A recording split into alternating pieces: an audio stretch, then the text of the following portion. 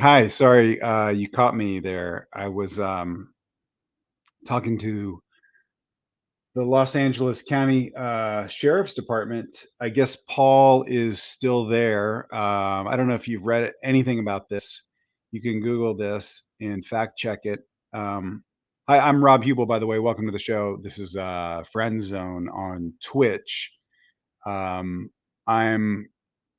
the only host, Rob Hubel, because Paul Scheer isn't here today and may not be back. I just got the phone with the sheriff's department in Los Angeles, and you heard me make a joke there. Blue lives. I was just saying Blue Lives Matter because he's a cop and stuff. But actually, there, as you know, no cops allowed on this show, and you have my guarantee. There are no cops watching. There are no cops allowed, so you can do whatever you would like to do. But yeah, that was the Paul's been in jail for a while. There was an incident where he smoked crystal meth. I'm furious. I am furious. I had no idea that Paul was doing this again. Google it. He's been through the ringer on this, smoking crystal meth for years, but he's been clean. He told me he was clean for the past 2 days. He said, "I'm clean. I'm clean. I'm clean." I said, "Okay, well then we'll do the show." So today I wake up, I get a million text messages from the sheriff who has my cell phone number, and he says that Paul's back in jail. And so you heard the tail end of that conversation. I said, you can shoot him with the trank gun. Um, Most sheriff's departments have trank guns at their disposal, so they may have to do that. Anyway, Paul's not here until he gets his act together, and this is what we in I mean, in California we call it tough love. I don't know where you guys live. We can go around and we can say where everybody lives, but I live in California, no big deal, I can afford it. And it's called tough love here, and that's what it is. And so Paul will have to stay in jail until he won't smoke crystal meth anymore because I won't tolerate it. I won't. I have, but I won't. And honestly, is it fun? Is it fun between me and you off the if we're no one's recording this? I mean, you know, it can be crazy. It can be crazy, but don't do it. Especially if you're a kid watching this. If you're a kid, first of all, if you're a kid, get off the internet. You shouldn't be on the internet if you're under 25. And it's like renting a car. And then also, yeah, don't smoke crystal meth, everybody, because look what happened to Paul. Hey, everybody, welcome to the show. I'm Rob Hubel. This is Friend Zone on Twitch. We've got a great show today. Paul's gonna be so bummed that he missed it, man. We got the one and only Bob Dooka on here. Bob, if you're a first time caller or whatever this is, Bob is a great guy, friend of the show, older gentleman who likes to talk about some of the physical things he has going wrong with him. And I know at the outset that that may not seem like it's going to be great, but somehow uh, it's adorable. Bob's an older guy, and we kind of took him under our wing, and he's always got great stories, and he's got a positive outlook, and so that's what is most important right now with everything that's going on in the world is that Bob is so positive in the face of so much adversity, so many physical ailments, and you know, but he's just a force of positivity, a lot of affirmations, a lot of great lists. So we'll see if he has any of that. Also, if you love magic, oh, who's your favorite magician? Let's go around. Let's go around. David Copperfield. Yeah, raise your hand. David Blaine. Yes. Who else? Who else? Your favorite one? Jesus. Okay.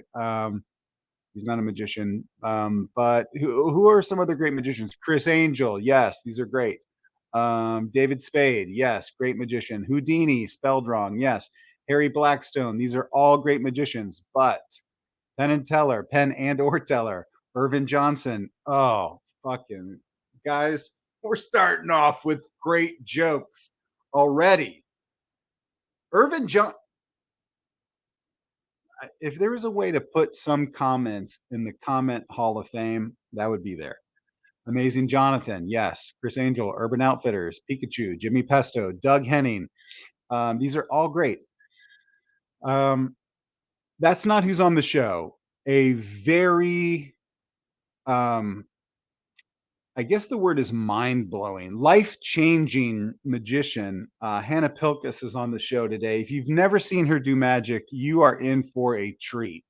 You are in for a treat. I don't want to overhype it. I'm going to take a quick sip of my beverage. I decided to switch up my beverage container so that you guys don't know what I'm drinking, because I did get an oversized straw. You guys always give me shit about my oversized mugs. So I put it in here. You can't see it, but I do have an oversized straw. This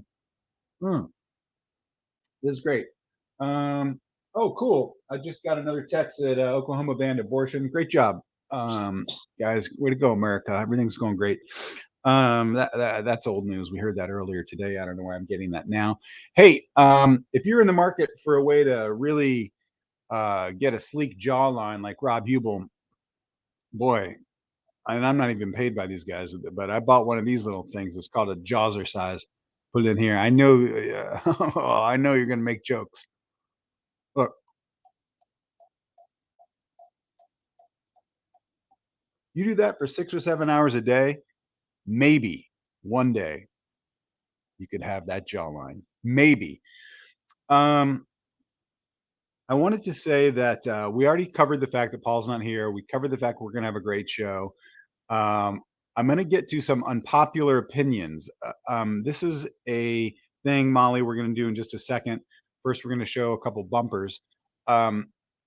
Unpopular opinions is something we do on this show where we let you, the callers, viewers, listeners, whatever you are, come on here and you can straight up voice any opinion you want as long as you think it's unpopular. It's something that you believe and you've been persecuted for it, if that's the right word. Or maybe someone in your family has said, you sack of crap. We don't believe that in this family. You don't come home for Thanksgiving dinner.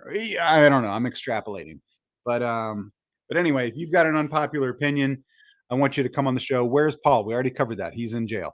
So we're going to do some unpopular opinions in just a second. But as you know, Paul has been making some pretty disparaging videos about me. And these are short videos. We call them bumpers in the business. These are short videos that Paul has made and he's put out there in the on the internet, and it's been really harmful to me and my family. Where is Rob? Where is Rob? He's not here, but where is he? Where is Rob?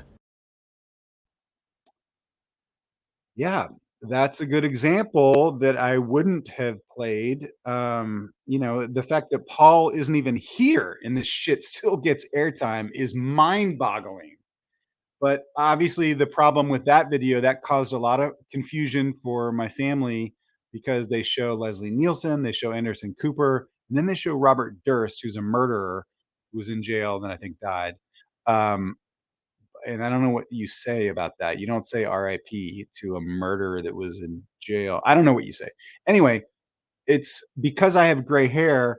I think Paul got confused when he was. I'll give him the benefit of the doubt.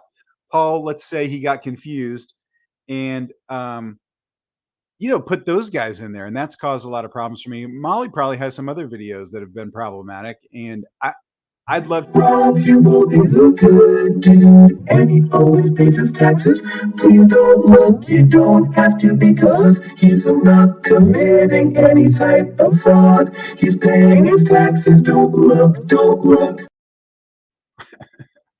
My problem with that is that there aren't a lot of recent pictures on me since the pandemic when I let my hair go gray. And also there's an Olive Garden commercial in there that, that was like the first commercial I ever, anyway, it doesn't matter. The real problem clearly was that, Rob is a good friend, always looking out for his buds. When you're in trouble, he'll help you. Rob is a good friend. fuck, man. I The show's gone off the rails already. We're like 5 minutes into it, and it's gone off the rails, and Paul isn't even here. And, we don't we just don't have to put all that out there all the time because the problem is that, I don't whatever. Um, so last week, I put the word out on Discord. I believe there's even a thing, a stream, I don't know what you call it on Discord, Molly, what's it called? Just I don't know. There's a thing on Discord where you can go on there and you can make little bumpers like that, 15, 30 seconds, keep it short. And if it's good, we'll show it. So after Paul made all of those disparaging videos about me, I put the word out, a channel on Discord for submitting bumpers. Thank you, Molly. Or you can DM them to Molly as MP4s. Thank you, Molly. Molly, our great producer, she is great, guys, and she's got a dog that you would slit your wrists for. Um, so anyway, I put the word out last week. I said, "Hey, if you want to make a bumper, you can send it to me. I'll play it on the show." A guy named Buttonhead sent me a bunch, played them, and then this week, I believe his name is Bo Chappelle. Maybe he's got a better Instagram name that he wanted to hide behind. But anyway, Molly Infra fan. So I'm going to show some bumpers that he made that are really compelling. It's compelling stuff, and it's anti-Paul, which is what I'm looking for. You can make them anti-Paul, anti-Rob. Really, you can make them about anything. It doesn't have to be about me or Paul. You could make anything you want, and if it's 15 or 30 seconds, we'll probably show it on here. But I will say, we get a lot. We get a lot. So make them good. Make them good, or we don't play them. That's the rules. All right, I'll get into those other bumpers later, Molly. I think we need to get into some unpopular opinions because I think we got a couple people on the hook here. And let's see who we got. We got some people that have some opinions that they want to talk about. Oh, hi, Molly. Hi. We are going to start here with Joe. Okay. Hello. Can you hear me? Let's start with that. How you doing? I'm good. How are you, Rob? I'm great. Where are you calling from? Where do you? I'm up in Northern California. Yeah. Sunny and 75. Oh, dude, today was lovely, right? Very nice. Good day. So, what is your opinion, Joe? What is it that's not popular that you think about? Mine is that I think the 1984 version of Dune that David Lynch did is, in just about every respect, a far better movie than the 2021 version by Denis Villeneuve. I'm going to mispronounce it. The new Dune. The Oscars Dune. Oh boy. Yeah. You're going to get a lot of pushback on this, Joe. It's I've wonder that you're backlit and you're hiding in the dark. Trying. And you haven't told us your home address in Northern California, because I'll tell you something about this show, man. This show has a ton of Chalamet heads. I think they're called I don't know what his fan club is called, but they're violent and they're loyal and they'll come for you, dude. That's the problem. Like one time, I'll just very quickly mention this. I made a big mistake and I talked some trash about Mariah Carey on the radio. I went on Sirius XM. Shouldn't have done it. Made a joke. Shouldn't have said it. And that's all I'm going to say about it, because I don't want to rattle those people. But they came for me, bro. So the Chalamet heads, the Chalatettes, the Shalamars, Shalamaniacs, Shalabebes, Timotheologists, Shalamazers, I'm just reading off a list here. They will come for you. Now, what is it that you love about the original Dune? I just think the original has so much personality because, I mean, it's David Lynch, so you expect it to be weird and bizarre and all that stuff is there. But, the new one, and I watched it, and it was perfectly fine. I'm not going to say it's a bad movie, and I'm not going to say anybody should not like it or anything like that, but it just felt like an algorithm made it. It was just very clean and sterile and antiseptic, whereas the Lynch one is full of all this rich costuming and all the set design and some of the weird decisions that nobody else is going to make. And that's what I want in a movie. I want to go to a movie and feel like the director has put something of himself into it. And I know people will say it diverges from the book, and that's what I've been told is, oh, you must never have read the book, when I have 2 copies of the book right next to me. So I've read the book, and I like the book. But if I just want it to be transcribed, I'll just go read the book again. I want something that's a little weird and different and interesting, and that's what the Lynch version has. It just has so much more richness in terms of the identity of David Lynch, and that's what I like in a movie, so that's why I think it's better. Now, the guy that directed the new Dune, and I haven't watched it, I'm so sorry. I'm just, I've been busy trying to help Paul get off crystal meth, but the guy, is this the director from the name that you said, excuse me, is that the director from like Big Little Lies and all that stuff? That French guy? He did Arrival, he did Sicario, he did Blade Runner 2049. Yeah. Different guy. Yeah, gotcha. Okay. Okay. What is do you have a personal beef with Tim Chalamet? I mean, he's far prettier than I am, and that should be enough. But outside of that, no, I don't have any problem with anybody in the movie, or at least I don't yet. I'm expecting envelopes full of bloody sand anytime, but now I don't have any problems. So, no, he's okay. So if you were at the mall and you saw Chalamet chilling at the food court, or a Wetzel's Pretzel, or, wherever he goes, would you go up to him and say, hey, bro, I want to tell you, not a fan. I'd probably say nice try, maybe part 2, but this one, swing and a miss. Wow. I don't want to be disrespectful too far. I don't want to but you would, but you would go, you would say something to let him know this opinion. I would at least ask him if he's seen the other one. I'd say, have you seen the 84 version? Did you bother to watch that? Just out of curiosity. Gotcha. Okay, Joe. And, can I, just for my own data collection service, what do you do for a living?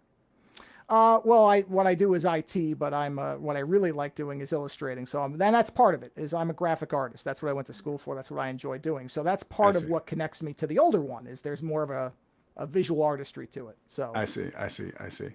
Okay. Well, I appreciate that opinion, and I'm not positive how unpopular that is. I mean, have you been getting a lot of pushback? Do other people, have people been talking shit about you at work? Like, do people come up to you in the break room and go, hey, Joe, by the way, I disagree with you about, or have people said a lot of stuff to you about that?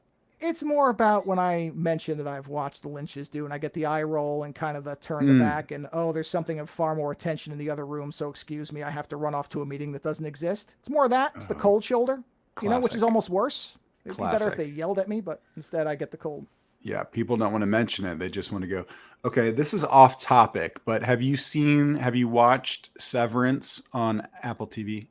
Yeah, I like it a lot. I like it quite a bit, actually. Yeah. Dude, great show. Come on. So fucking good. I just finished it, and it's just on my mind, and I wanted to tell you that. All right, Joe, great to meet you, buddy, and good luck with everything. All right, see you later. All right, let's get to this other guy, Molly. I don't know who this next person is. I want to see what this is about. Okay, promise they're not all named Joe. However, the next person is named Joe. Okay.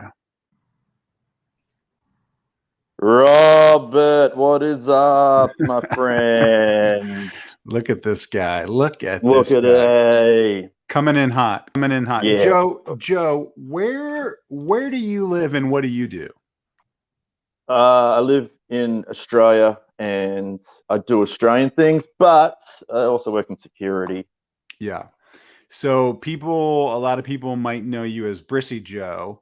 Yes. And they will recognize the accent. Most people, I think a lot of people will. There's a handful of people I imagine that say, he's from New Zealand for sure. He's for sure, and all the time. And then when someone says that, what do you say? I'm just curious. Fuck you. I hate.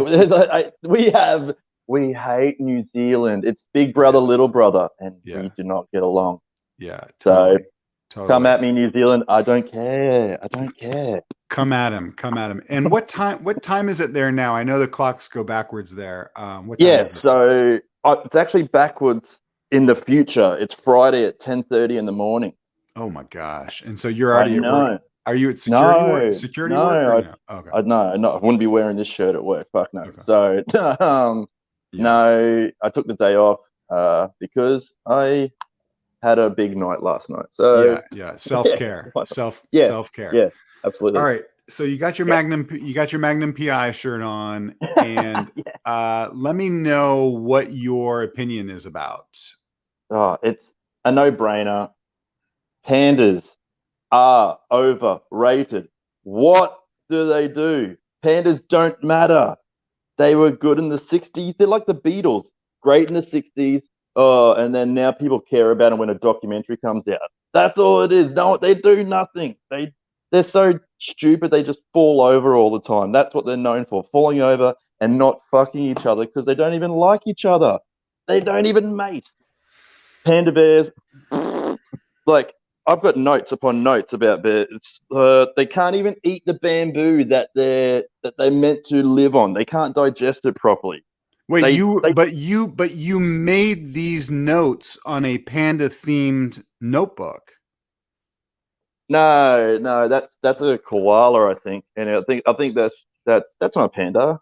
No, but bro, that's a panda, right there, like right there. You don't even realize that you are part of the problem.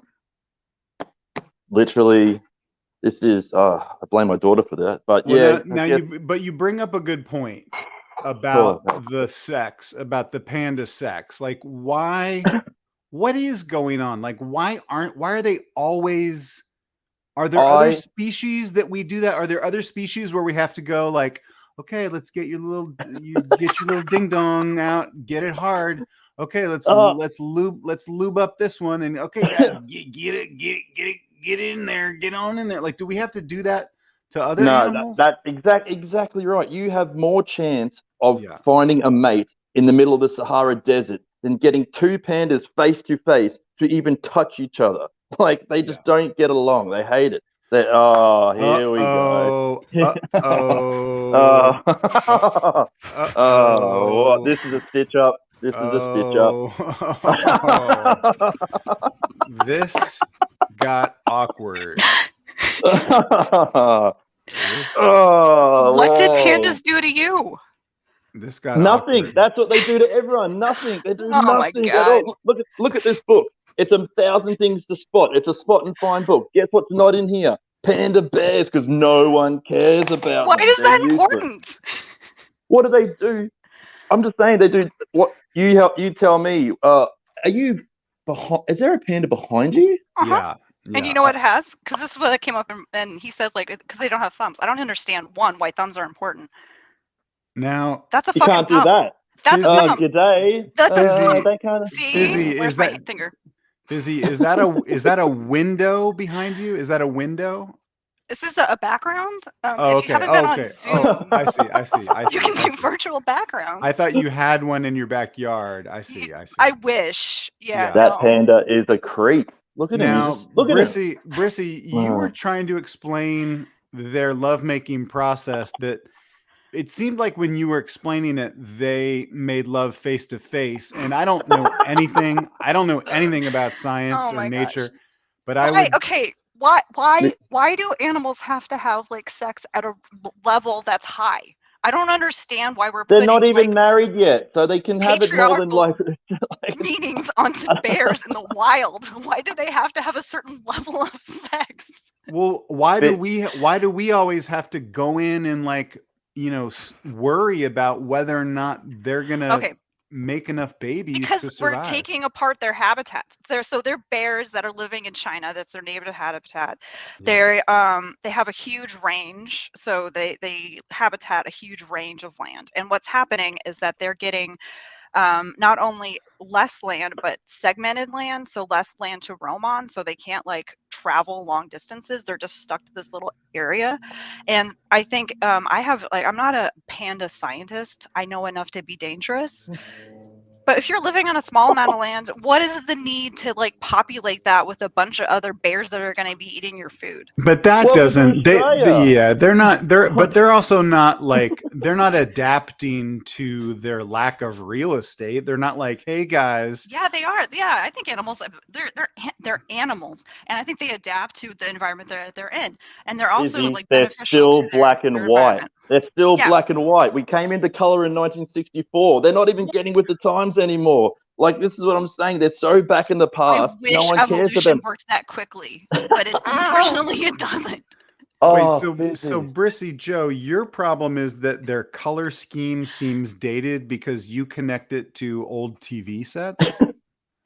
Okay, so we are still in 1986 here in Australia, so we're just getting Miami Vice now, hence the shirt. So that's what I'm talking about. But I feel like I said, the pandas were cute and cool in the 60s.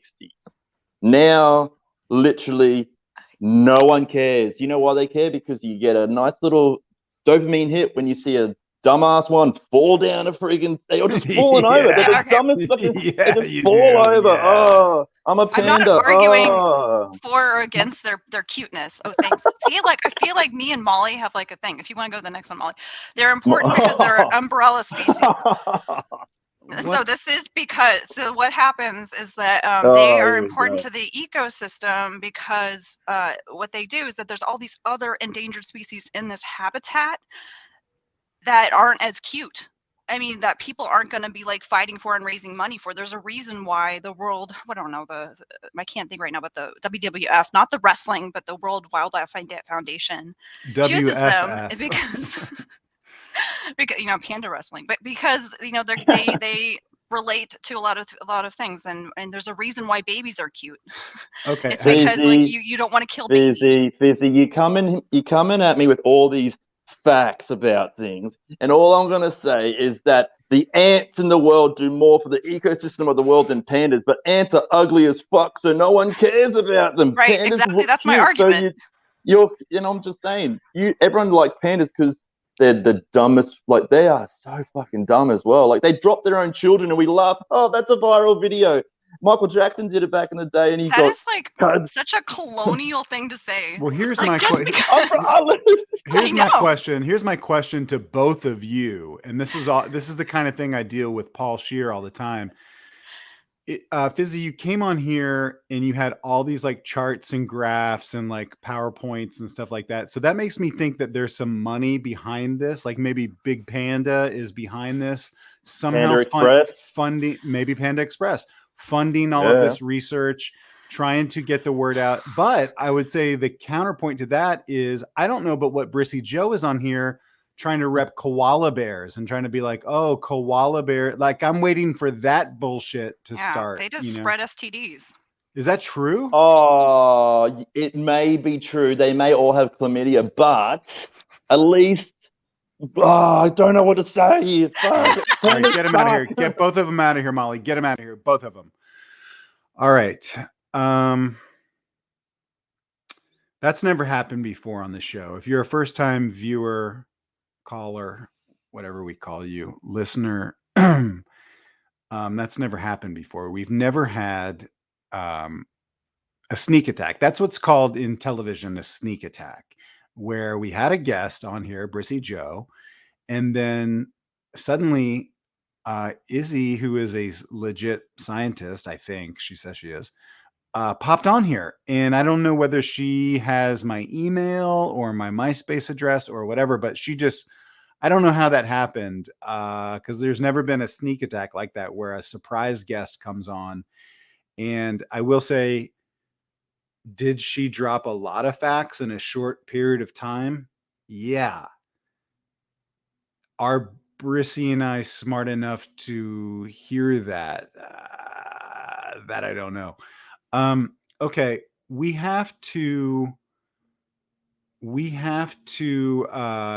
Paul has Wi-Fi. Oh, Paul did it. Paul has Wi-Fi in prison, people are saying. Someone said that Paul did that from prison. Oh my gosh. If Paul's trying to hack into this show, Molly, we got to put up the firewall to block Paul. All right, we need to get to Bob Dooka because Bob Dooka is here and Bob is always short on time. Let's go to Bob and see how Bob is doing today. Bob, can you hear me, Bob? Bob, I'm straight ahead. Bob, look at your computer or laptop. No, look up a little bit higher, right here. No, not that high, a little lower. Bob, look at eye level. Look straight at me. Oh, Bob, can you hear me? Bob. Oh boy, this is difficult. This is Bob. Yeah, you can talk. Yeah, you can go ahead and use your mouth. Yeah, you can talk. Use your mouth. Yeah, you might be. Are you? No, you can talk. I can't hear you, Bob. Is Bob muted? He might be muted. He might be muted. Bob, are you there, Bob? I can't hear him. I can't hear him. He'll figure it out. Oh, there he is. How about this? Can you hear me? Yes, Bob. Yeah. Okay. Yes, Okay. Bob. Okay. Bob. Oh my goodness. I'm noticing on your forehead some kind of bandage, or like I don't want to plug a specific brand, but that looks like a Band-Aid brand bandage. Oh, no, I'm glad you mentioned that. I am sponsored by Costco Band-Aids. Oh, so I'm glad you brought that up. Oh, great. Yeah. Bob, I'm so glad to see you. I've been talking a lot about you, and is that why my ears are burning? Could be that. It could be that. It could also be a medical condition. No, I was ear candling and I did it the wrong way. That's why my ears are burning. Royce, I wanted to commend you first of all on an incredibly. I think what you're doing is fantastic. I don't suffer from Tourette's myself, but I think what you're doing, raising awareness, having people showing support for them, I think that's fantastic. I wasn't showing support for people with Tourette's. What do you did you get? And my name isn't Royce. My name is Rob. Did your assistant maybe get you? Are you sure? Well, I might have misunderstood. Okay, so this is not a fundraiser for Tourette's, but it's on what's the show? Twitch. It's on Twitch, right? So I think that's one of the common symptoms. Oh, I see. Of Tourette's. I see. Yeah. No, I saw that. I saw you posted on Instagram that the show was going to be on Felch, and right. Felch, to my knowledge, is not a platform. What is it? I don't. It's not that. It's not that. Okay. It's not. So this is not for Tourette's. Your name is not Royce. No, it's not.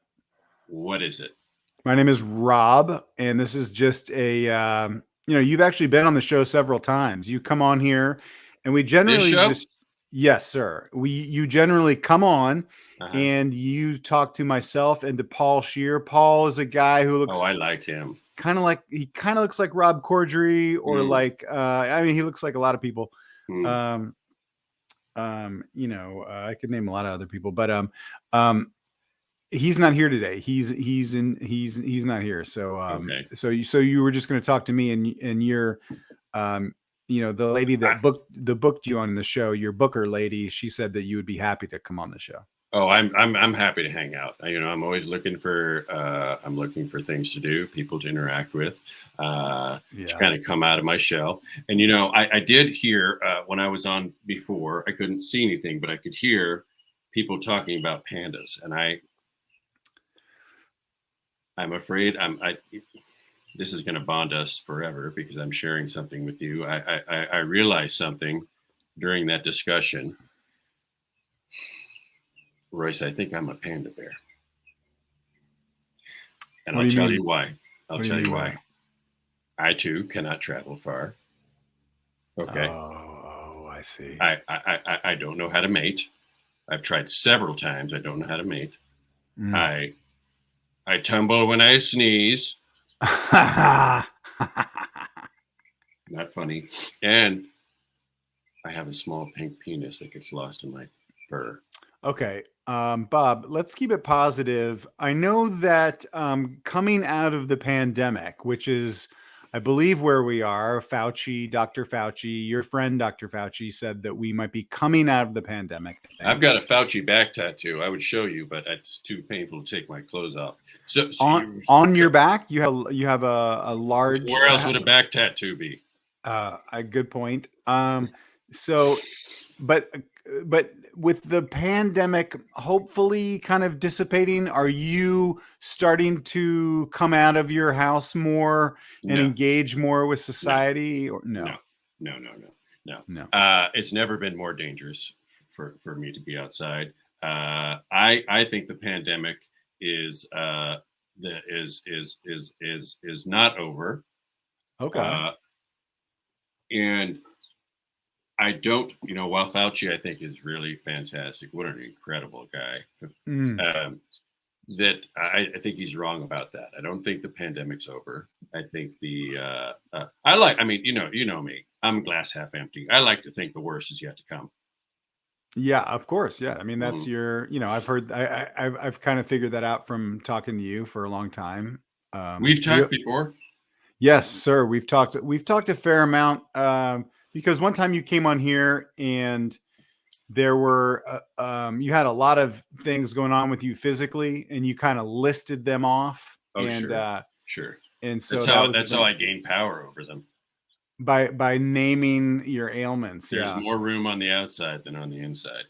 I don't know what that means. It means when you get things out of your psychologically, it can mean, let's say you have negative thoughts, get them out, out into the world so they don't, feed on you and destroy you from within. I see. Now, Bob, I just wanted to say real quick, I appreciate you dressing up. No one ever dresses up for the show. Are you wearing a necktie on top of your neck brace? I am. Yes. That's great. Yes. That's really great. That's the kind of you didn't dress up for your own show. I didn't. I was going to, but I didn't. Bob, you were saying earlier that you have had a hard time or difficult mating like pandas. Yes. Do you are you interested in dating and getting back on the scene now? Very much. But it turns out that I repulse women. So that's been a real factor in this. Another reason I don't feel, there's an emotional pandemic that's been going on for me for years and years. Oh, I didn't know about that. Yeah. Yes. And so, I'm open and I don't know if anybody, is watching besides those two people that I just listened to before. There's a lot. I very much, I desperately crave companionship. Right. In fact, as a codependent and an emotional vampire, I need other people. Now, let me ask you about that. Are you okay with, do you enjoy physical contact, or do you imagine that you would enjoy physical contact? Oh, I would absolutely enjoy physical contact. Yes. Physical contact of many sorts. I have one of those Temple Grandin body squishers in my home. Temple Grandin. Yeah, she's autistic. Yeah, and it squeezes her together. Like I think they use that for cattle, right? Before they kill cattle. That's the one that I use. Yes, the one that I use was made for cattle. Yeah, so that squeezes. You have one of those, and it squeezes you. Gives you a tight squeeze, so you feel. And that's something that you like, or that helps you. I do like. Oh, I feel it makes me feel very calm, and I would love that from a person. In one of my fantasy woman is approximately 12 and a half feet tall, has very strong arms, and she can cradle me like a little baby. Oh, that would be great. That would be a very, very tall person. I'm not sure that they make people that tall, but that would be really nice. Even Amazon? Maybe. I haven't. You can get anything on Amazon. Bob, the neck brace that you're wearing right now, is that and I don't mean to be too personal, but I've seen you a lot with a neck brace, and I'm always kind of wondering if that was from a current injury or from a past injury, or was it maybe to prevent a future injury? Check all those boxes, buddy, because you really knocked it out of the park. You just hit a triple right there. Yes, there was a previous injury that made my neck very, very sensitive. Yeah. And then I managed to continually wrench it. Oh gosh. Pretty much every day, multiple times a day. And Oh, then I don't want that to happen again. So I continue to wear it. Oh, so you wear that to kind of keep your head like, but it's not like a bobblehead or anything. Like you do have like muscles there and bones, and they're not very. I mean, I could show you. It's okay. I mean, if you don't feel. Okay, hold on. Okay, see now when I take that off, right, it makes it very difficult, and I can. But can you use your neck muscles to kind of? Okay, I see. So I see. So it kind of literally props your head up in the right. See if I can. Yeah. Okay, let's just hold this up here. Yeah. Well, it's okay. You can just put the neck brace back on. Yeah. Okay. Better. Sorry about that. Yeah, I shouldn't have even asked about it. No, it's okay. I shouldn't have even asked about it. Hey, more hang time, right? For us. Yeah. Okay. In fact, you talked about am I ready to get out in the world? I'm terrified of it. Right. I don't want to do it, but I want to push past my limits. And I think it'd be really fun if you and I could, maybe go get some coffee or. Yeah, you've mentioned that before. I know you. Yeah, matcha latte. You're always mentioning matcha lattes. The problem. See, one of those bowls. Those bowls are popular. Oh, like a rice goji, bowl or goji. Acai bowl, yeah. Acai bowl. Yeah, or a bubble tea or something like that. The problem, I can't. Bubble teas are tough. Those straws are too wide. Oh, okay. Well, my problem is that it's only time. I'm just so busy with my schedule is so busy that I'll work around you. I don't mind. I'm not sure that I would be able to get together for a little while. But let me ask you about this, Bob. If you were if you did meet someone, and I'm not sure sort of what efforts you're putting out there.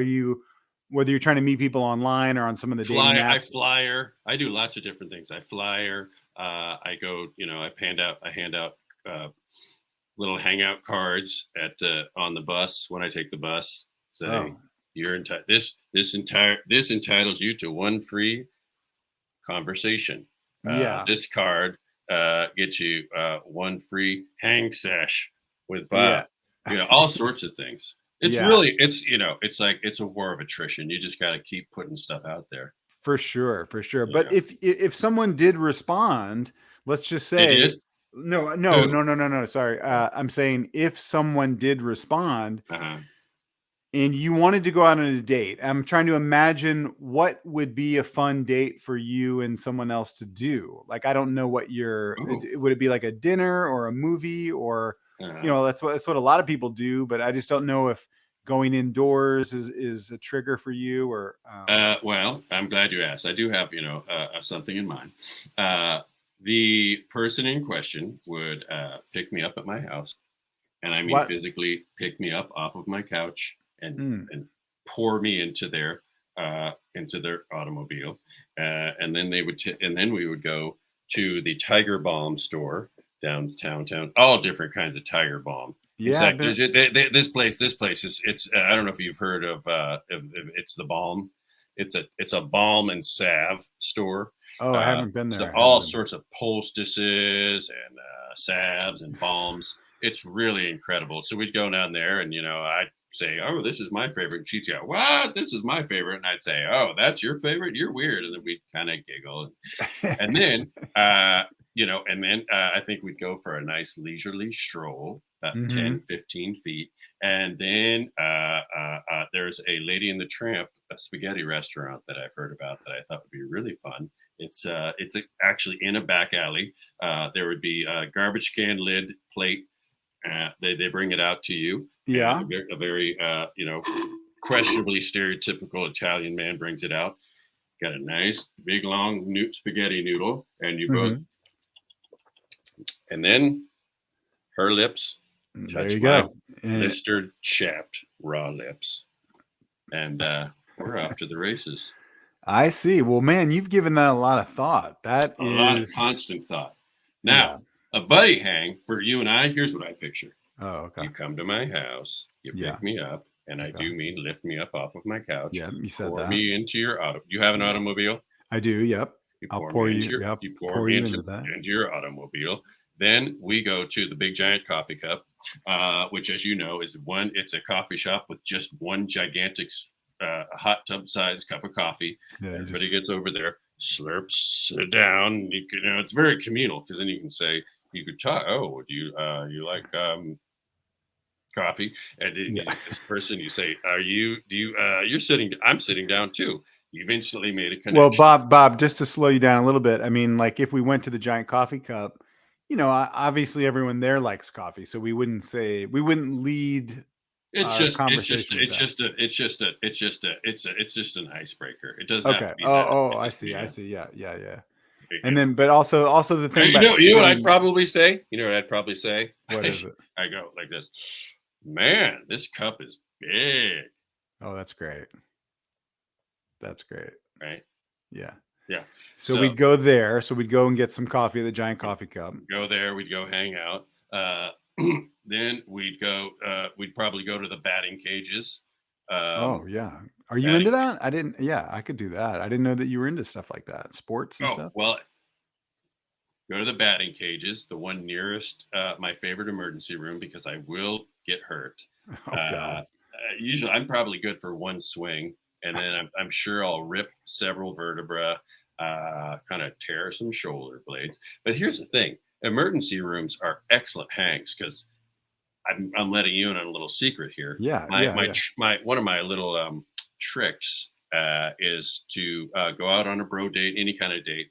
I get injured, and then somebody has to take me to the emergency room. That's an automatic 6-8 hour hang. I mean, that's a long commitment of time. Well, they're not that. What jerk's gonna just leave me there? Well, nobody, but I'm just saying that if you're just getting to know a potential friend. That's the answer I wanted to hear. It's a date. When can you pick me up? Okay. Some people in the chat are asking questions about your life and your lifestyle and stuff like that. Would you ever just think about, just for company, would you ever think about getting a pet? You know what I mean? Like you could get a dog, or you could get a cat, or Sure. someone. Absolutely. Well, that's why I put cat food in my shoes every day. I'm just hoping that some stray alley cats will start following me home. Yeah. There's a broken roof in the place that I stay, so I have some pigeons. I have a hoot owl. That they're not. I don't consider them my pets really, but I do consider them my close friends. Right. So you're currently staying in that sounds like a gentleman's hotel or something like that? A gentleman's hotel, yes. Okay.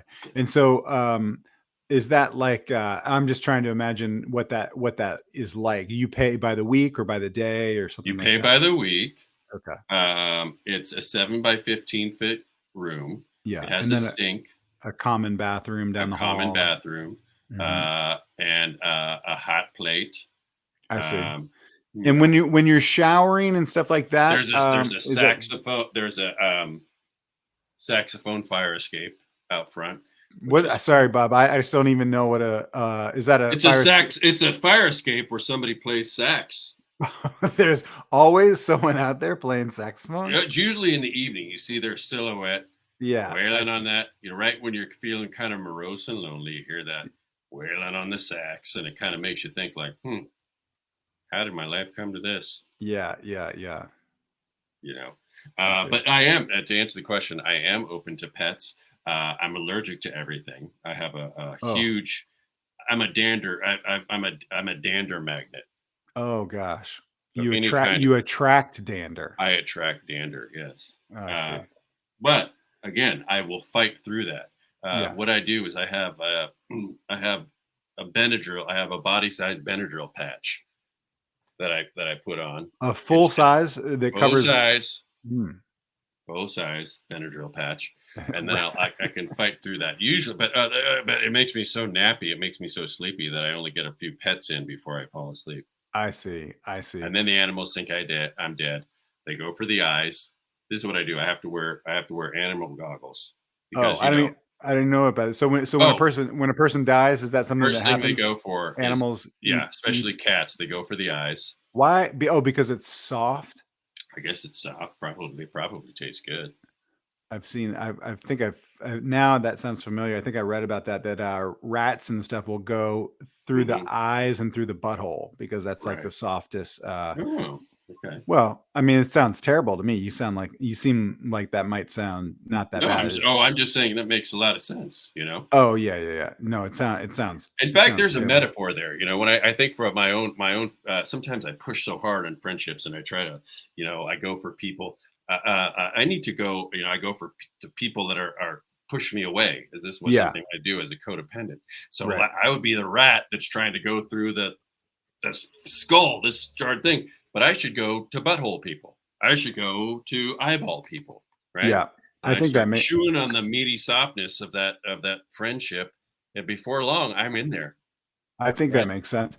Have you ever met or would you there was someone that was on here earlier that was talking about Timothy Chalamet and that made me think about you like would you be interested in being friends with any celebrities? Have you ever tried to be friends with celebrities before? Oh Or yes, is it Dr. too Sanjay Gupta, Dr. Oz, the Hmm. doctors, Okay, so Brene Brown, mostly TV or self-help. Eckhart Tolle. Okay. Uh, Yeah. uh, uh, uh, let's see, Dr. Andrew Weil. Yeah, yeah. Let's see, He's and got that lots of big people. Lots of yeah. people. I've Well, tried.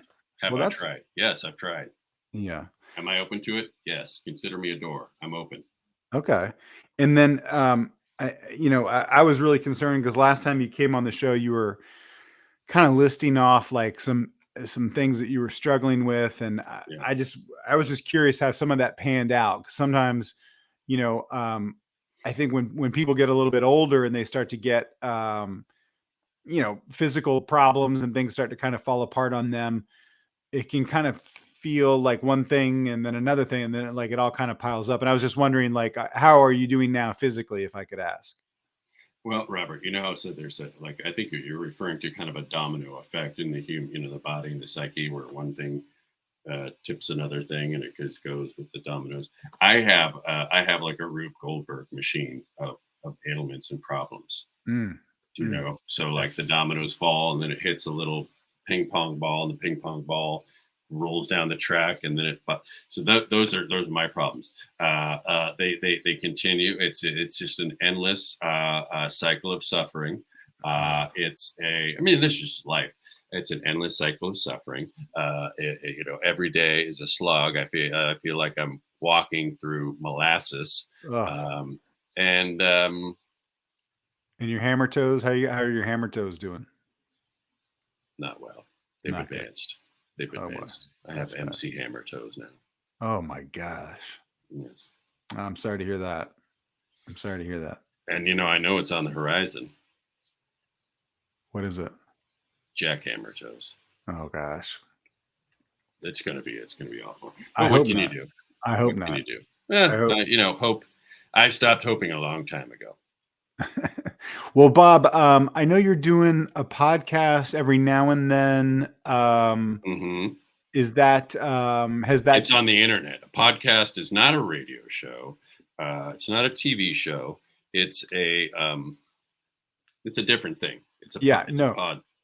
yeah, no. I know what a podcast is for sure. Oh, I listen to a lot of because podcasts. you said, is that? Well, I was just going to You said, ask. is that like a? Yeah, I was just going to ask if that had been helpful to you at all, and as far as connecting with people or feeling like you're contributing to society and kind of putting something out there that feels positive or creative or I feel well. Again, there's more room on the outside than the inside. It feels very cathartic. I like to think of it. Each episode is like a boil that I lance, and I'm able to emit the pus of negativity that is in me. And yeah, I think some people can relate. In fact, really all people. Everybody's back hurts. Everybody's suffering. We're all yeah, going to die one day. Let's be yeah. honest. Okay, And I find it very helpful. It's on Comedy Bang Bang World. okay.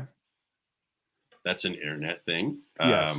So people go to Comedy Bang Bang World. If they Google that, they can find a Bob Dooka podcast. Yes. Okay. Then yeah. Well, that sounds positive, and I feel like I don't want to get your hopes up, but who knows? You can't. You can't. But I'm saying, someone may listen to that and feel a connection to you, and may want a physical connection with you. Oh, I hadn't thought of that. I just thought, I could by expressing my vulnerability, I might help people feel less lonely. But you're saying maybe that'll boomerang back to me, It could. and I'll feel less lonely because somebody will become into my life. It could, because that's obviously You know what? That's a good point. We should get together and talk about that. Exactly. I can't. I'd love to. I really can't. I'd love to just get together. I can't, Bob. Thank you, Bob. Thank you so much for coming, Bob. Get him out of here. Get him out of here, Molly. Thank you, Bob. I can't get together with Bob is the problem. And I love him to death. I love Bob. I think he's a sweet guy. And he's it's just like, it's kind of like hanging out with your grandparents or something like that. I mean, am I wrong? Like, is there any way? I can't. I had to drop him. There. Let me just text Bob and tell him that I love him. And then we're going to show a couple bumpers real quick. I don't know why I text people right when they're on the show. Paul Scheer, he definitely doesn't sneak into Olive Gardens and lick all of the breadsticks being served that day. They're endless. That would take like 3 hours. So Paul definitely doesn't break into Olive Gardens in the middle of the night to have enough time to lick hundreds of uncooked breadsticks. Not my Paul. Paid for by the community is always wondering if things have been licked. So you tell me. You tell me, audience. Is Bob still there? I don't know. Should we say a proper goodbye to Bob? He may have left. He left. Okay. I hope I didn't drop him. I felt like when I dropped him, that was kind of a Paul Scheer move.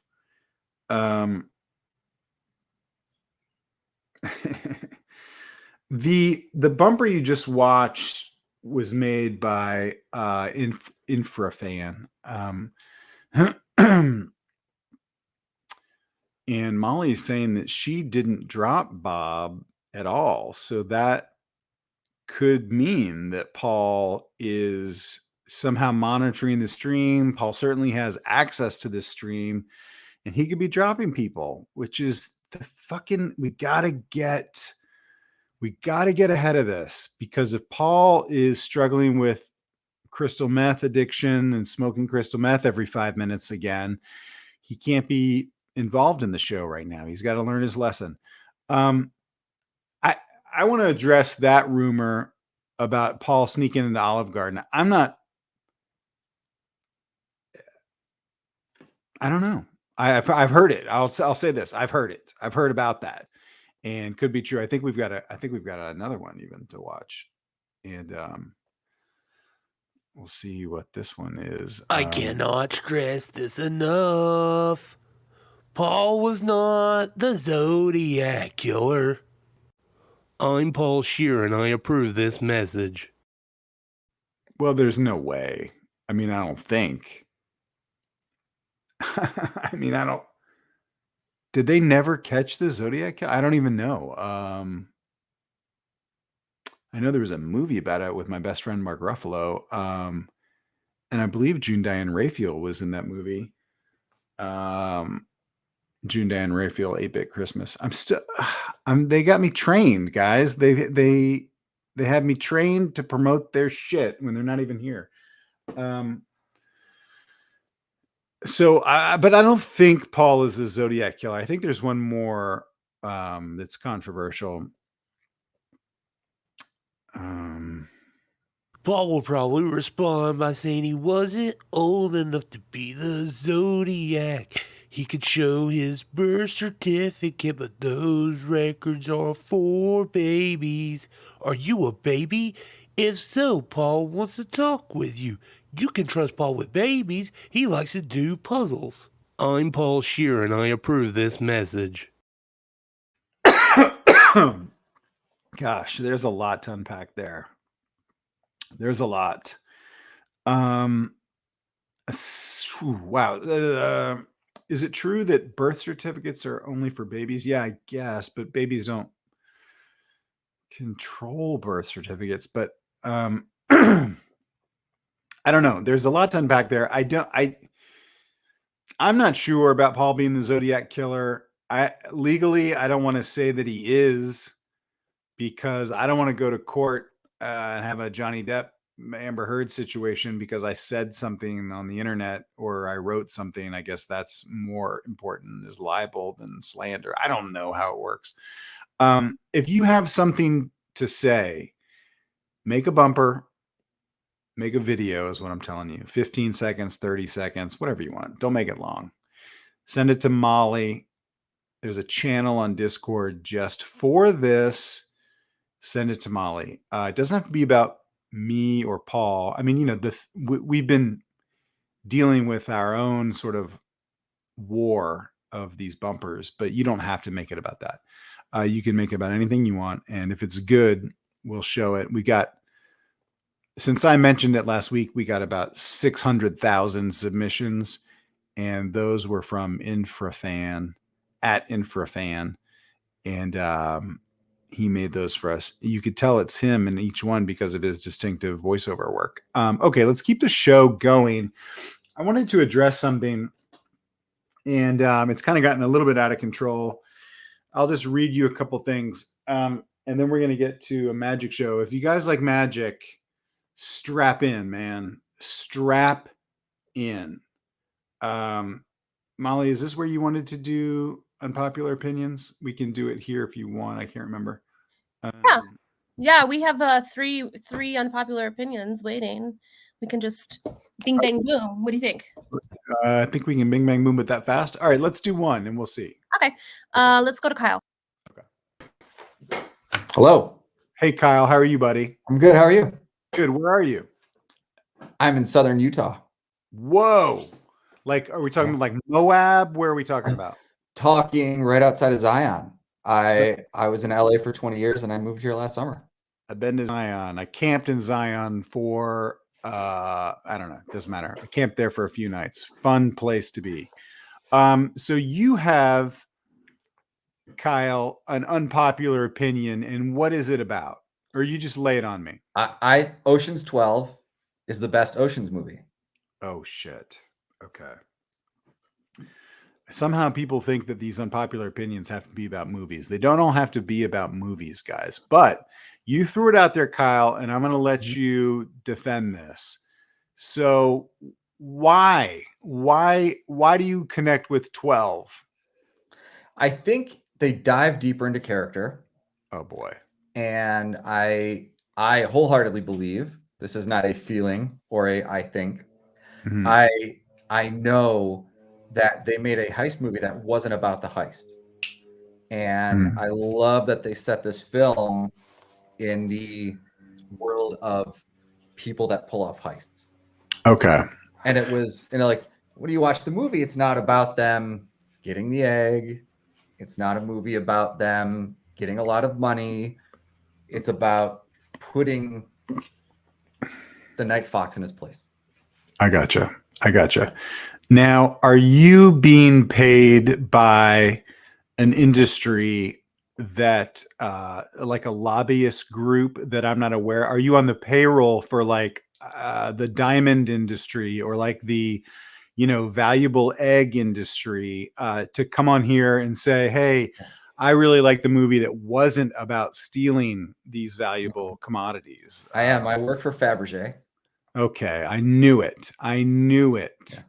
Yeah. No. What? By the way, what did you do in LA? I'm also curious about your backstory as we're unpacking this about Ocean's 12.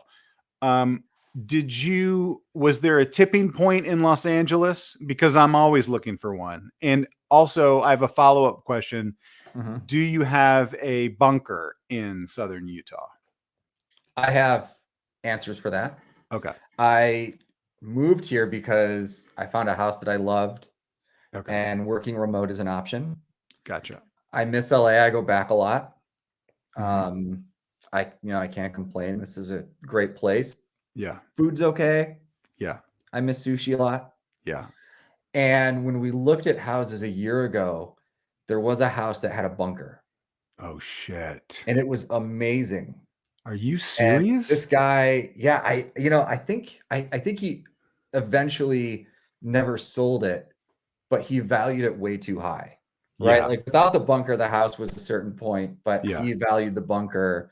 And Yeah. I'm like, this is cool. This could be my office. But it's just like I'm gonna get trapped down there. Right. And I would die in that bunker. Yeah, you got to be careful who you go into a bunker with. You know, it seems like a great idea. You know, like, hey, let's go down in the bunker and we'll be fine. And then a week into it, you're like, oh, I got to eat this person. I have no choice. He had stocked it with all of this food that had a shelf life for years. Yeah. That's the thing. He was like, you can buy it too if you buy the house. And I said, well, how much? It was like 25 grand. All the food? Oh my god. All this food, man. Yeah, it was wild. This is a movie that you should be writing right now. Are you a creative person? Did you live in LA doing creative stuff? What were you doing? Yeah, I'm a working screenwriter and then I great. produce movie trailers. Oh, cool. Oh my God. Well, you got to make a movie trailer where I'm, something bad about Paul and send it to me. Oh, I definitely will. Okay, cool. I'll look for like that 7 minutes too long? It's a little long, but it's up to you. If it's good, I'll show it. If it's good. So 8 minutes. Okay. 8 minutes. Do you what have you cut a movie trailer that I would have heard of? Yeah, I produce them. I'm not the editor on them. I see. And I work for a company and we've produced everything from the Spider-Man films, the last 3 Spider-Man films. And, I knew it. I knew it. So I've done a lot, and then indie films. Yeah. Is there a trailer that you've seen recently that you thought, oh shit, that's a pretty fucking good trailer? Because some of them start off great, but then they fall apart, But is there one that kind of jumps out at you, or that could be a tricky question too. I don't know. It could be tricky because then I would be giving an applause to I see my competition. Yeah. I think well, what's one that you're proud of that your company produced that you're like, hey, listen, the most like Spider-Man No Way Home, we did it. Yeah, I would say the one, and it was the one that I really first dug in on and I had a great time from beginning to end, was Overlord. Okay. Yeah. I was really proud of that. I think it was a tough nut to crack, and we had a great time. Okay. Well, I'm gonna have my producer pull up the trailer for Overlord. It'll take a few international. The international trailer for the movie Overlord, which I'm sure that's on YouTube. We'll find it and then we'll watch it. All right, Kyle. Well, pretty controversial opinion about Ocean's 12. Who would you say is your favorite character in Ocean's 12? I would say Eddie Jemison's character. Okay. So I love Eddie. Yeah. He's fantastic. Okay. And you've been usurped. We're getting ready to watch the international trailer for yes, Kyle. Yes. Congratulations. Thank you. Good trailer. You had me at Hell's Bells. Great movie. I've watched it a couple times, and I didn't know that I was paying for your house in Southern Utah, but that's where my money was going. I appreciate that. I really appreciate that. Cool, dude. And nice to meet you, and good luck with that unpopular opinion. I know that a lot of people, I'm just reading the comments here. I think people are on board with you as a person and they're cheering for you, but a lot of people don't agree with you about Ocean's 12. So I'm okay with that. I feel that people have one thought about Ocean's 12 and they let that deteriorate an otherwise great movie.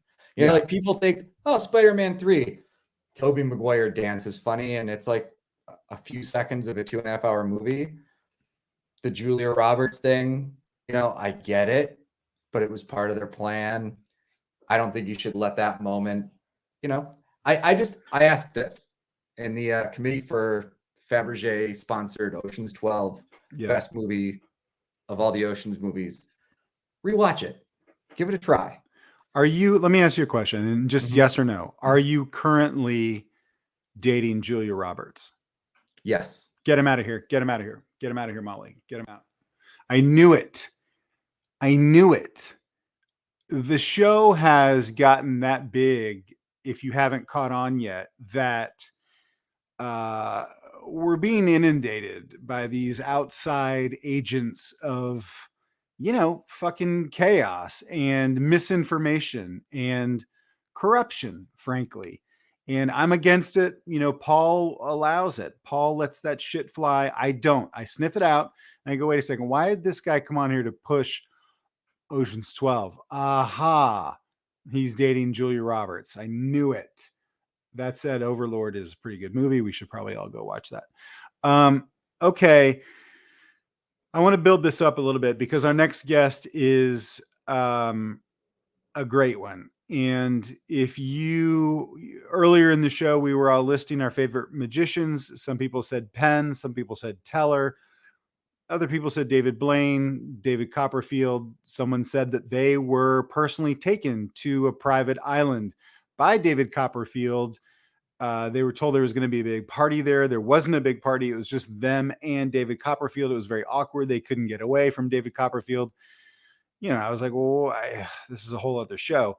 That said, we're about to experience something together that is gonna fucking change you as a person, change what you think entertainment is.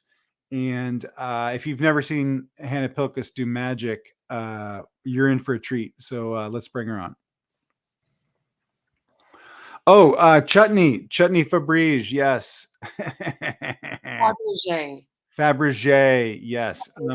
How are you? It's so good to see you. And I was just watching on YouTube some of your magic specials and literally blown away because I've it's the sort of thing where I watch something and the way my mind works, I'm always thinking like, what is the trick? How are they doing this? What is the deal here? And so my wheels start turning. And anyway, I watched some of your stuff on YouTube. You probably get this a lot. And I was like, whoa, what? And also who? Yes. And are they okay? Did those people live? Are they burned? Yeah. Is the panther okay? Stuff like that. Because a lot of the tricks that you do with some of the animals and some of the larger birds, I'm wondering, and again, this is just the way my mind works, is that legal to do with an animal? And the answer is sometimes, and fingers crossed. I see. So depending on what state it's performed in, right? I see. Oh, that's an oversized bottle of water. Let me start by asking Rob, how are you? I'm doing great. Thank you for asking. Thank you. I'm coming out of the pandemic and I'm starting to feel some of the old feelings, some of the old thirst for knowledge, thirst for entertainment and wonderment.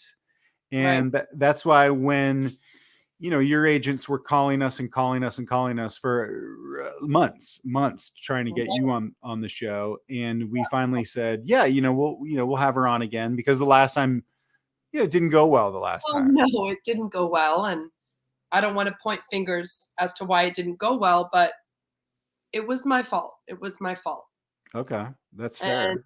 And I'm sorry that the studio caught on fire, and I'm sorry that I broke up Paul's marriage. It wasn't my intent. That is the risk you run in this line of work. Well, the other thing is that when you soak a building in gasoline and decide to light it on fire, but you've hypnotized a lot of the people in the building, the viewers become instantly concerned about the people that are hypnotized. Are they going to be able to get out? And And so for me, I think that the cornerstone of magic is put everyone in harm's way. okay. So I would love to start. I thought there was going to be more to it. No, I don't know if you're familiar with David Blaine, Mark Ruckerberg, John Fisno. Is that what you calls? I don't know Mark Ruckerberg or John Fisno. Those are big names. But I'm also a little bit of a novice. I'm sort of a fan, but not like a I can't name a ton of magicians. Could you name two? Yeah, I mean, Penn and Teller, right? Right. Okay, so actually that's two. Okay. Yeah, perfect. That's perfect. Great. Terrific. So just got to get ready here. Okay. This is going to be, this is something that I've been hyping on social media for a few weeks. And this is going to be, I can't wait. Oh, shit. And first, as I always do, I need to bless the space, and I need you to say the following spell with me. Okay. Heart, stars, and horseshoes. Heart, stars, clovers, and blue moons. Oh, sorry. Heart, stars, and horseshoes. Clovers, and blue moons. Yeah. Pots of gold and rainbows. This sounds like a Lucky Charms commercial. It's insane and insulting. And I'm sorry. Pots of gold and rainbows. Yeah. And the red balloon. Okay. I'm ready. Okay. So I'd love to start by asking you to think of a number between 1 and 3. Between 1 and 3. Okay. I'm thinking of it. All right. Is it, and we'll say it together, 2. Oh, I mean, you said between 1 and 3. So right. I thought that there's really only one number between those two. Right. And this was all a test. So let's get to the next trick. Great. I want you to think of someone that's really important to you. And I want you to. Oh, okay. Someone alive, and do I say their name or just hold it? Someone alive, hold it right here. Okay. Physically? Okay. Yeah, hold it. Pretend you've now shrunken them down to the size of a marble. Okay. And you're holding them right there. Okay. And do I tell you who it is or no? No, that's for you.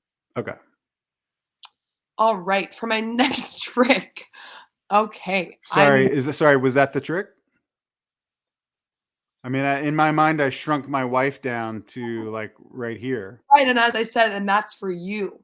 Oh, I see. So we're just building up to, I see. Yes, I got we're getting there. And I cannot have you interrupting my process. Sorry about that. Where'd your wife go? Keep holding that. Oh, yeah. Okay, great. Okay, so I'm going to need you to think of a series of 9 numbers. Okay. Actually, 8 numbers. Okay. 8 numbers that are very important to you. Hold those numbers. My social security number. I'll just think of that. That's right. Okay, now hold on to that.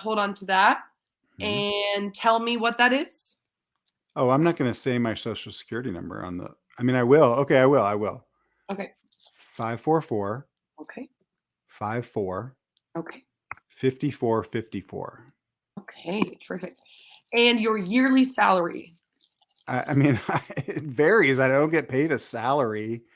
I mean, it depends on, if I did a movie or a TV show or, if I'm on the show, I can give you a range. Go ahead and give me a range.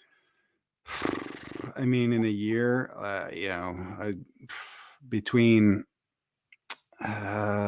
6 million and 8 million. Okay, terrific. And your credit score?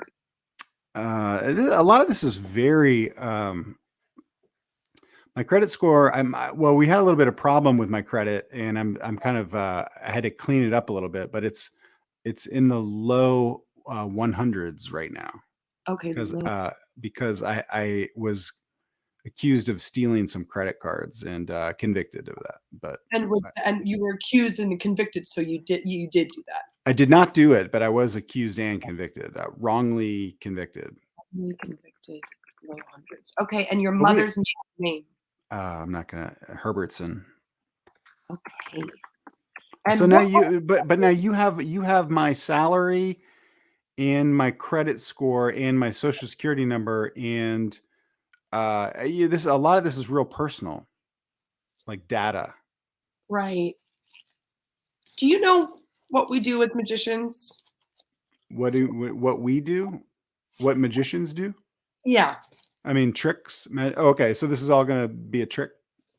I'm still holding the image of my wife. Holding your wife. Keep holding your wife. Keep holding on to that. She's out of town right now, so it's just hard to.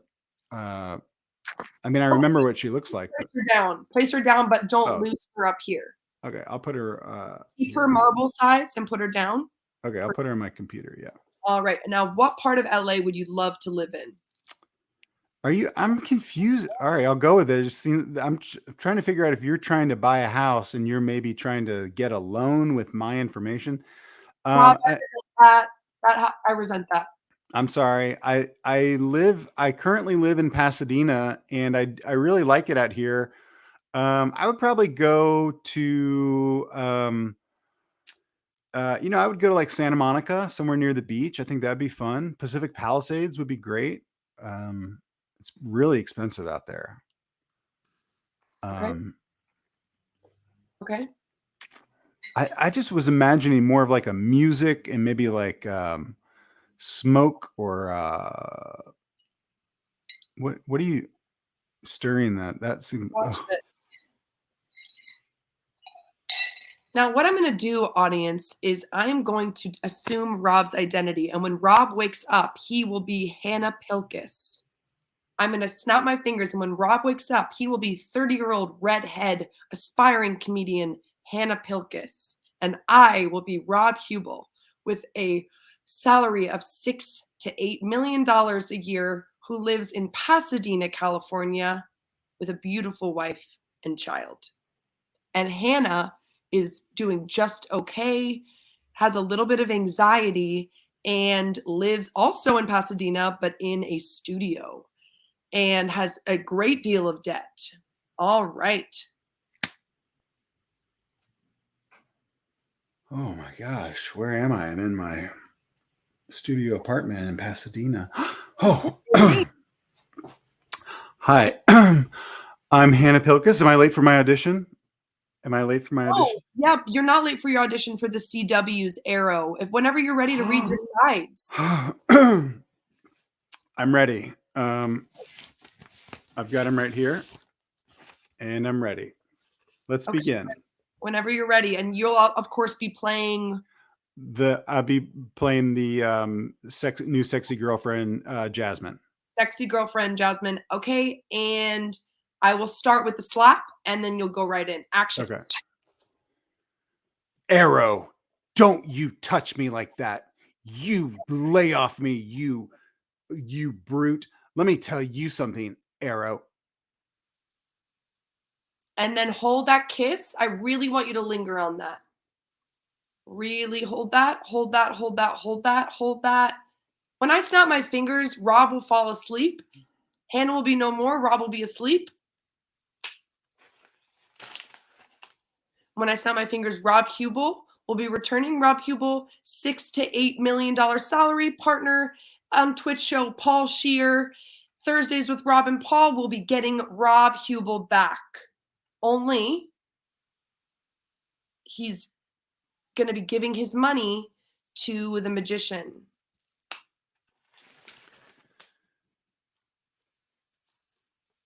Arrow, you let go of me. No. Shit.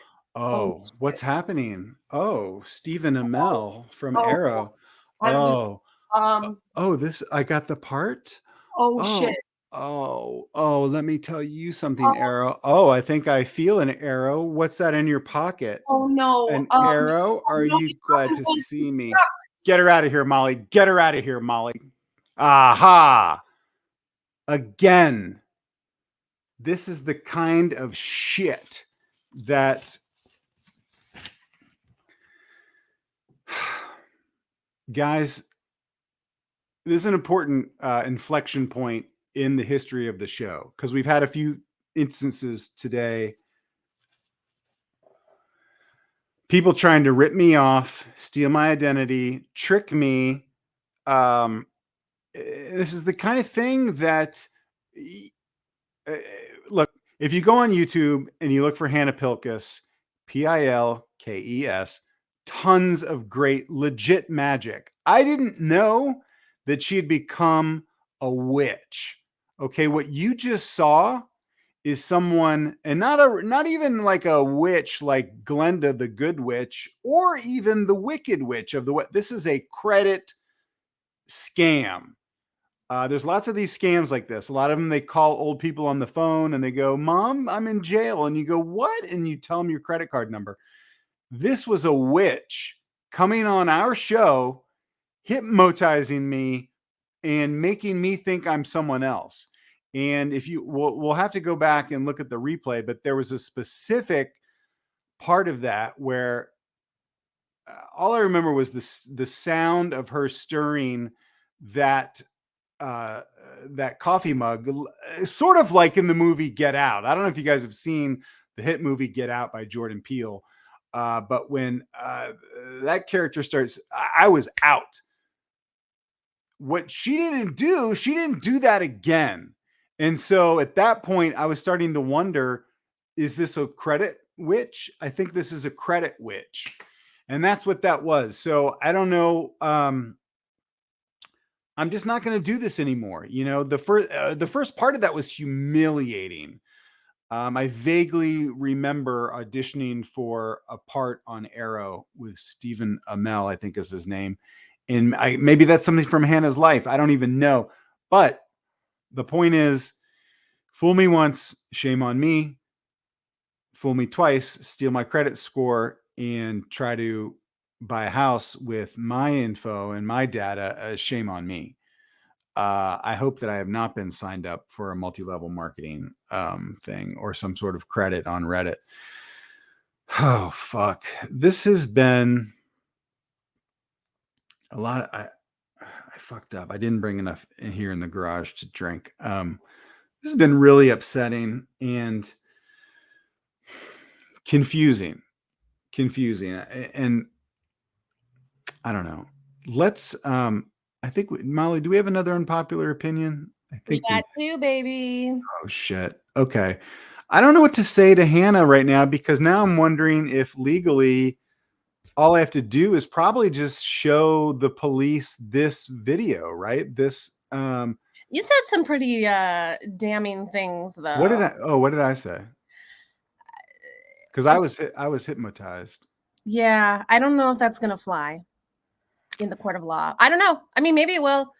The thing is that there's no laws when you're hypnotized. You can do, like, you know, literally someone could hypnotize me and I could go out and rob a bank, or, you know, smash my car through your front door, and there's no repercussions because I'm hypnotized.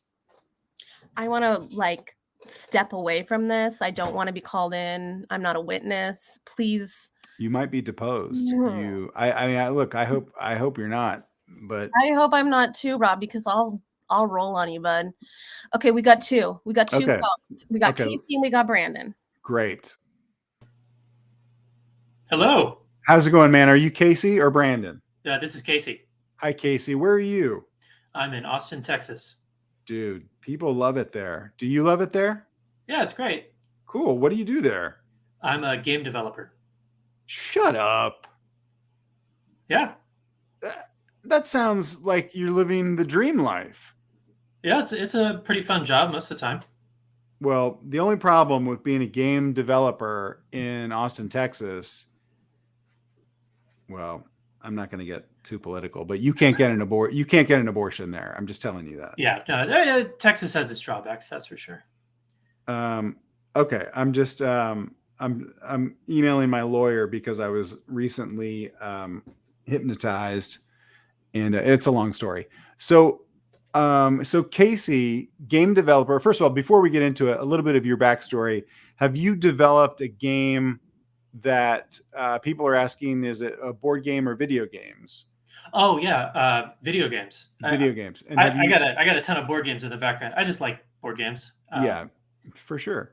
And have you worked on a video game that we would have heard of? Yeah. So I'm independent right now, and I made a game called Kill It With Fire that has done pretty well. It's on Game Pass, if you know what that is. I love it. I love it. But before that, I worked on the Doom reboot that came out in 2016. So yes, I think everybody's probably heard of Doom if you've heard of a video game. Yeah. I'm going to plug myself here. If you've been around video games, and it sounds like you have, you're probably familiar with my performance in a little game called NBA 2K19. It was a couple of years ago. It's no big deal, Casey. Was I one of the coaches in NBA 2K19? Yes. That's pretty cool. It was really fun. It was super fun. And a friend of mine directed that, and I had a blast. All right, let's get to your unpopular opinion, because I'm curious about this. Okay. Nothing to do with video games, nothing to do with movies. Okay, great. Smash Mouth? Yes, the band. They're okay. It's okay if you like Smash Mouth. That's my unpopular opinion. Get him out of here. Get him out of here, Molly. Get him out. Get him out. Get him out. Get him out. Get him out. Get him out. If you, I want to say this. We'll get him back in just a second. We'll get him back because people, I don't want to be rude to people, but you can't come on this show and say that it's okay to like. Let's get him back. Let's go back to Casey. I'm sorry about that. Hey, Casey, I had to get you back against my better judgment. As soon as I cut you off, the chat, all these comments, everybody came to your defense. Everybody said, he seems like a nice guy. He's in Texas, poor guy, can't get an abortion. We should talk to him. So, what is it? Are you, first of all, I got to ask, because I've run into this today a lot. Are you being paid by the band Smash Mouth? Oh, I wish. I don't know if they really are successful enough these days to do that. Oh shit, that is a dig. That is a backhanded. It doesn't sound like you're. I'm not saying Smash Mouth is a great band.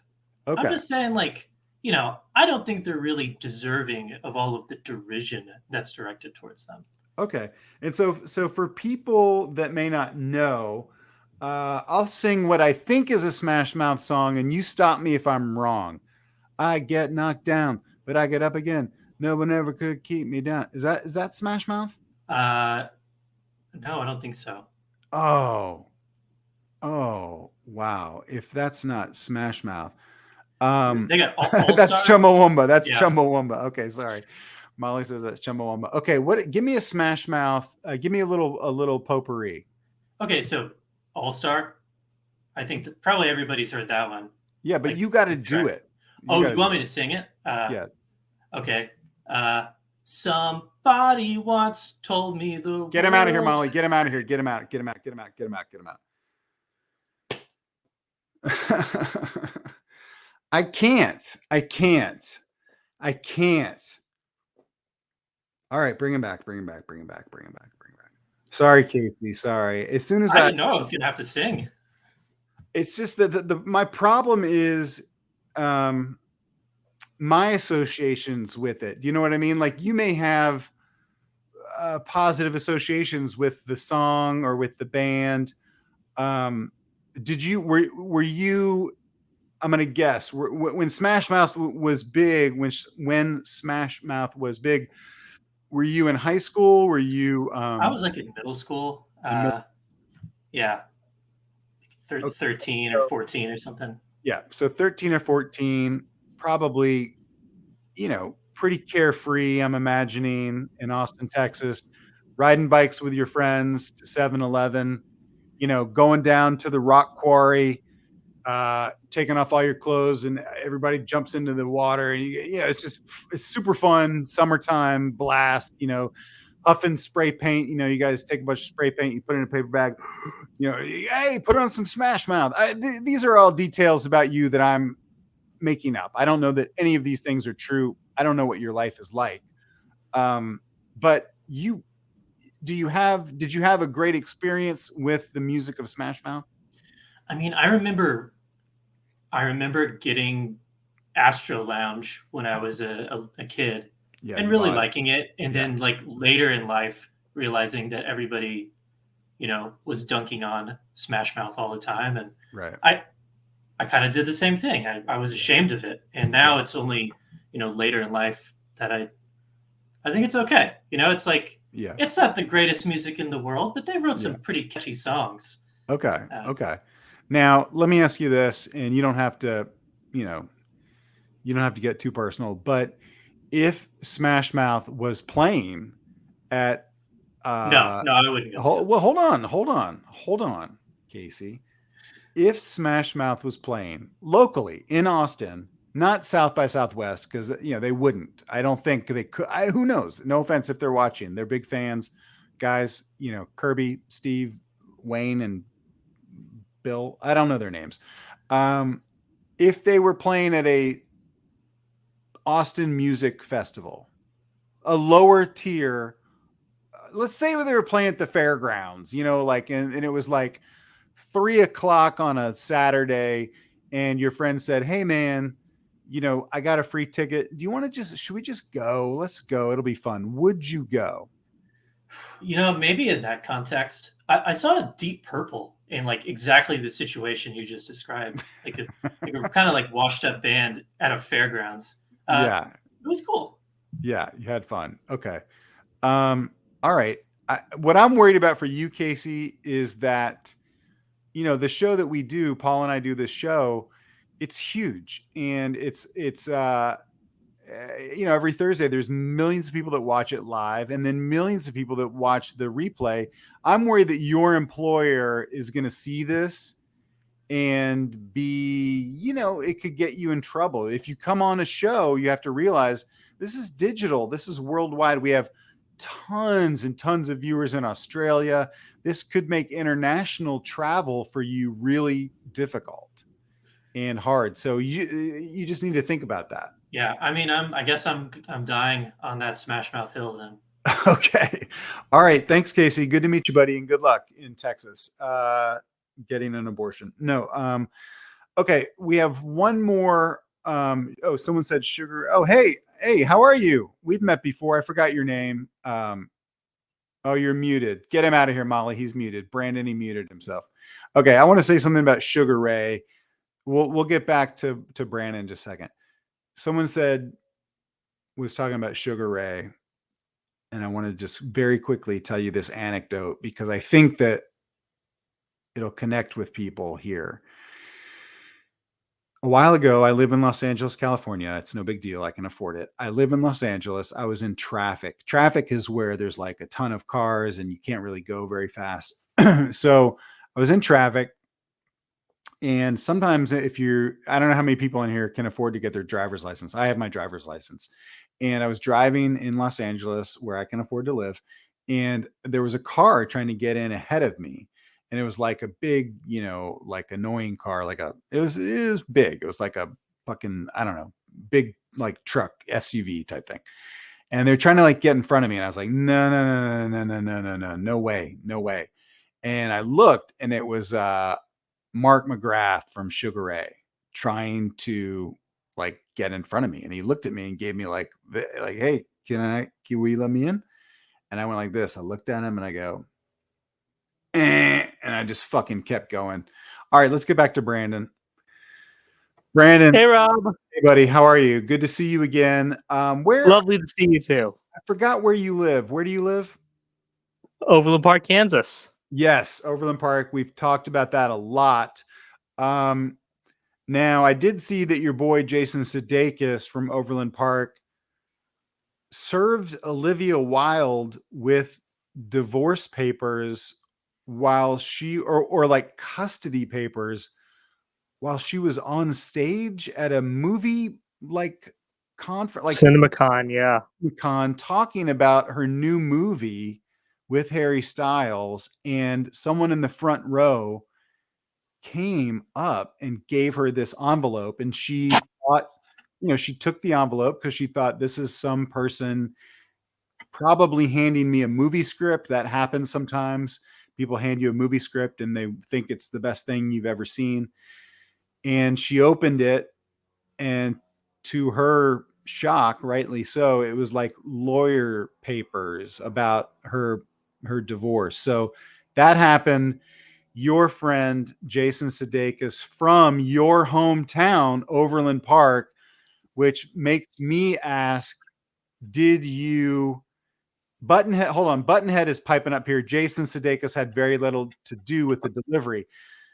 Buttonhead, I don't even want to get in on this because I know Jason and I like Jason and he's been nice and stuff. But I will say that's not a cool thing to do. But to your point, Buttonhead is saying that he had little to do with it.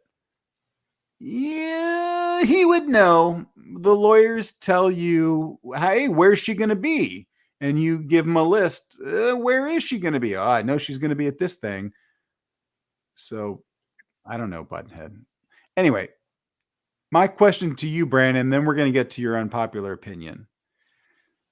Did you have anything to do with this? Do you work for the law firm? Do you work for Jason Sudeikis? Are you one of Jason Sudeikis' divorce lawyers? Did you engineer this transaction? Not at all. Not at all. The way you said that makes me wonder. Not at all? Not at all. Because I work at a petting zoo. Oh my God. That sounds amazing. Is that the truth? Well, it's a petting zoo on steroids, but it is a petting zoo, yes. Wow. Is this a it's an Overland Park staple.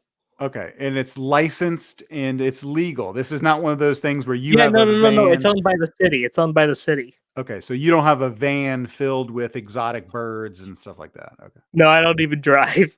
Okay. No, Unlike you, I do not have a driver's license. Okay, let's get to Brandon's unpopular opinion because I only have a few more minutes because my daughter is coming home with the babysitter. No big deal. I can afford a babysitter. Okay, so Brandon, what's your unpopular opinion? Well, I'll give you a choice. You want to hear my unpopular opinion, or would you like to actually see a good magic trick? Fuck, man. You had me at magic trick. I got to text my babysitter. Hold on, everybody. I got my iPhone out. I can afford it. No big deal. And how long is the magic trick? I got to tell my babysitter. Is it a minute? Oh, a minute. Okay. Let me tell my babysitter to bring home my daughter, who is my actual daughter, by the way. There's been some controversy.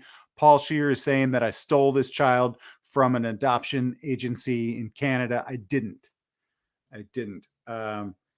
Let me just text my babysitter, and then you should be getting set up, Brandon. Get your flash paper. I'm ready when you are. Okay. Should be good by 7. 7. I'm gonna say 7:05 because I might want to yell at you a little bit. Yeah, go ahead. Okay, Brandon, lay it on me, buddy. People are asking for the petting zoo deets. It's called the Deanna Rose Children's Farmstead in Overland Park, Kansas. You can go look it up. Please come by. We love people. Who's Deanna Rhodes? Deanna Rose was an officer who got killed in the line of duty that they named the farmstead after. I see. Okay. Back in the 70s or something. I see. Okay, let's get to that trick. And then, and just real quick. All the cards are different. Okay, hold on. Before you do the trick. Yes. What was the unpopular opinion, just so I know? Well, it was either, it was one of two. It was either I like a 1 to 3 season show better than a long running show. Okay. Or that I think The Love Guru is a great movie. Oh shit! Which I know you're in. Oh shit! I enjoy The Love Guru. Okay, well, we'll have you back on the show to talk about your enjoyment of that. Yeah. Let's see that magic trick. Cock Grande, Justin Timberlake. I love it. You're assuming that I remember anything from The Love Guru. Okay, let's see that fucking magic trick, bro. Okay, so all the cards are different. I'm gonna say stop whenever. Okay. Okay. Stop. Right there? Yes, sir. Okay. I'm gonna take the card. Sorry, wrong card. This card. That was it. Yeah. You got it? Yes. It's okay if I see it. It's okay if I see it. Okay. I was gonna say I know how this is gonna work. Okay. Yeah, it's okay if I see it. So I kind of wish Hannah was here, but some weird magician was on who tried to like steal your credit card information. Yeah, But we'll do it with you. We'll do it with you. Okay. So look at the deck. I'm trying to find the camera here. There's the deck. So Okay. I want you to think about someone you love. Okay. Okay? Should I put him in my hand? No, you don't have to put him in your hand. Okay. And just think about that person you love, then blow a kiss at the deck like you're blowing a kiss to them. Okay, I'm blowing a kiss to Arrow, the actor who played Arrow. Stephen O, I love it. Okay. Yeah. The kiss hits the deck through the screen. We're gonna I gotta find it. Okay. Fan through the deck here, and one card. Where I'll have to one card. It's turned red. It's blushing. What was your card, Rob? 3 of clubs. What in the... And on the card. Are you some sort of witch? Not at all. I'm just the guy who knows a magic trick. Seriously, are you a witch?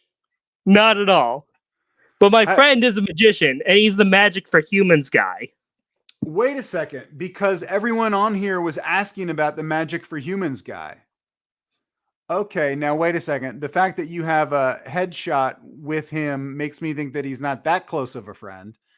No, he really is. I've known him for over 10 years. Okay. And how many pictures do you have with him? 2, because we've only met twice, but we keep in touch by email. I got you. So okay. So what is that guy's name? Paul name? knows him better than I do, but... Okay. And what is that guy's name again? Justin Willman. Paul was on his Comedy Central special years ago. Yeah. Paul loves this guy. So he taught you that trick? He didn't teach it to me. I saw him do it on a show many, many years ago. I found the trick. He told me the information to find it, and I learned it. And I used to do it to impress girls at school. Okay. And let me just ask you a question. As a magician, is the main point of becoming a magician to meet chicks? I mean, depending on how old you are, I think I was younger. I was like in middle school. Yeah, I was to meet chicks.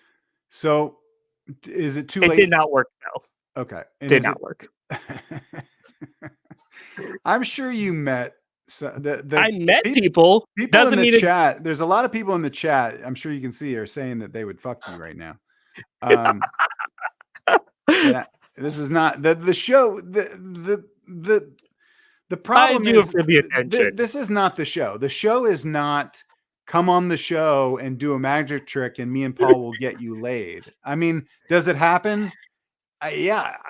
Magically. I can't. Who's to say? Yeah, who's to say? Okay, Brandon. There's a lot of people in here that are really interested in snuggling with you. Someone is saying that they would rather go to the petting zoo with you than see you do magic. But which is fair. Okay. Now let me ask you this. I haven't done magic in a very long time. That was the first time I did a magic trick in like 6 years. I thought that was a pretty great trick. If you were offered money to go and perform magic for, I think adults would be kind of hard because they're very critical and judgy. But what about kids? Would you go to a kid's birthday party if someone said, "Hey, you have 2 weeks to learn enough to do a 10-minute magic show, and I'll pay you $1,000." Was that something you'd be able to do? I could probably do that. Yeah. All right. Did I just walk into a trap, Rob? Yeah, I'm flying you to Pasadena. All right, Brandon, great to see you, buddy.